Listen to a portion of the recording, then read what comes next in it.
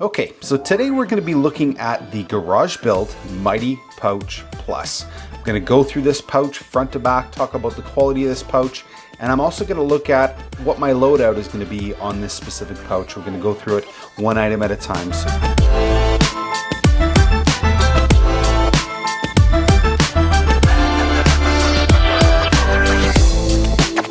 If you take a look at the front of the pouch, first you'll notice that you have almost 80 to 90% of the front is all hook and loop. So this is absolutely awesome. Love putting patches on these pouches. Just a great way to personalize. You'll see the Garage Built Gear logo right there. You'll also see there's a pocket right in the front here. I'll show you what I'm going to use that for as well too. You'll notice right here that the main zipper is a zipper that uses shrink tubing and looks like some sort of a lace material, so it doesn't make any noise, which is great. They also use YKK zippers all the way around, so these YKK zippers are super tough. I should talk about the material in this. It's 1000 denier nylon, which is incredibly tough nylon. You can tell it feels really stiff and rigid, which is kind of really what you want in a pouch like this. Now if we flip over to the back end right here, you'll see there's a full width zipper right here and a pouch in here. I'll show you what I'm storing in there shortly.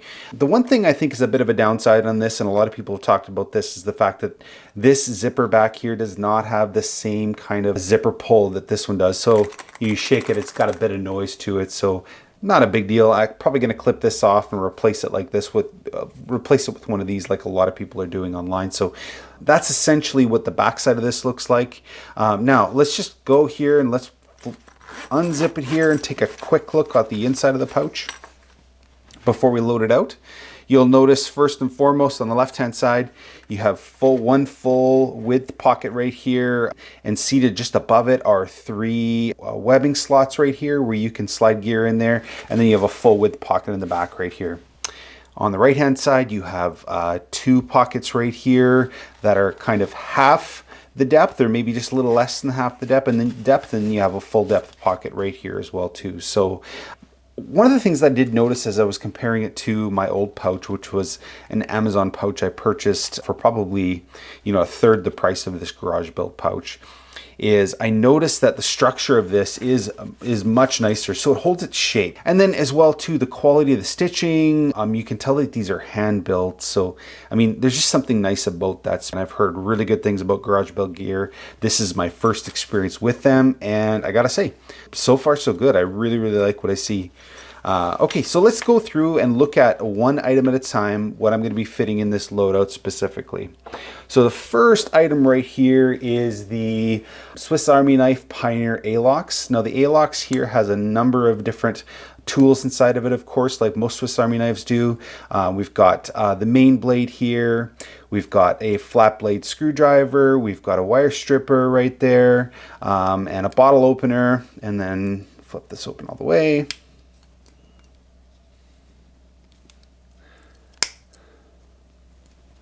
Right here we also have a flat blade screwdriver there, and then you also have a can opener on here, which is a great feature to be able to have.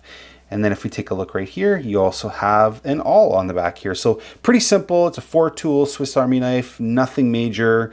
I've got another multi-tool I'm going to talk about in a minute here, so that takes care of some of the other needs as well too. But overall, I mean, to me, this is more than enough Swiss Army knife and fits in the pouch really great. So that next thing I'm going to do is slide it right in the pouch like that there. Perfect. Okay, so the next item I'm going to put in there is my Banter in OD green, and I've got a brass Mario bead on this as well too. You can get a good look at that. I'm going to flip this thing open, super satisfying. It has S35 VN steel. This is a really decent quality knife. That's the Banter in OD green, S35 VN steel. Slide that into the pouch. Use that webbing right there.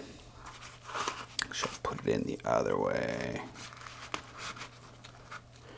just so you can see that bead, and you can also see the Banter logo right there. Okay, and then right after that, I've got my Gerber Dime.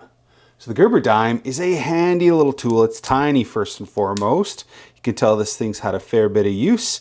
set of pliers on here amongst many, many other tools. This is not going to be a review of the Gerber Dime, but we're going to slide that in there as well too.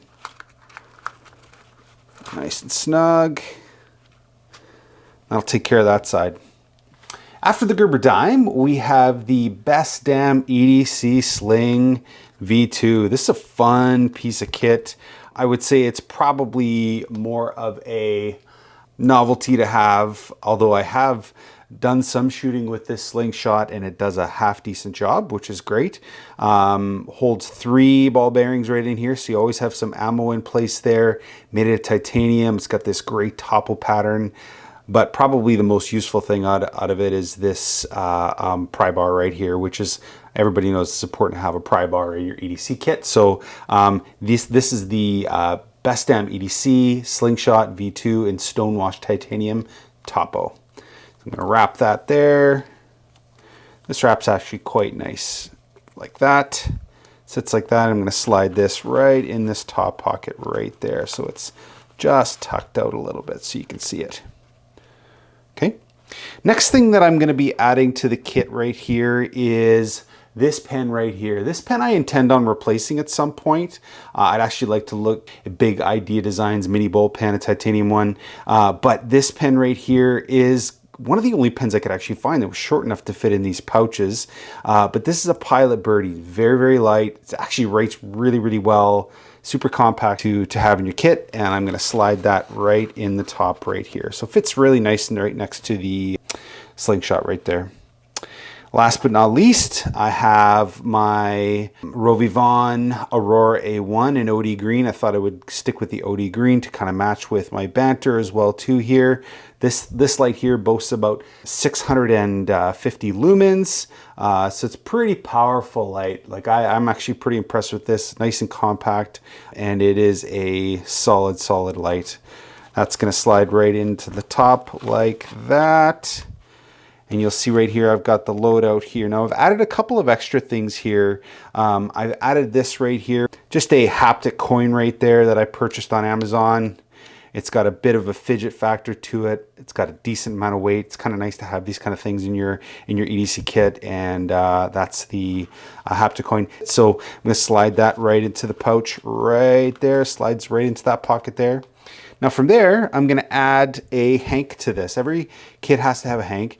One of the reasons why it's nice to have a hank in here is so you can actually separate both sides of the kit, so that when you do close this kit up, things aren't kind of banging against each other and getting all scratched up and so forth. But I'm going to lay that right in there. We're going to fold it up and see how it zips up. Quite decent, actually. Zips up really, really nice. Fit a fair amount of gear in this pouch. In the back here, I actually have, I'm going to pull this out quickly, got a bit of a repair kit in here.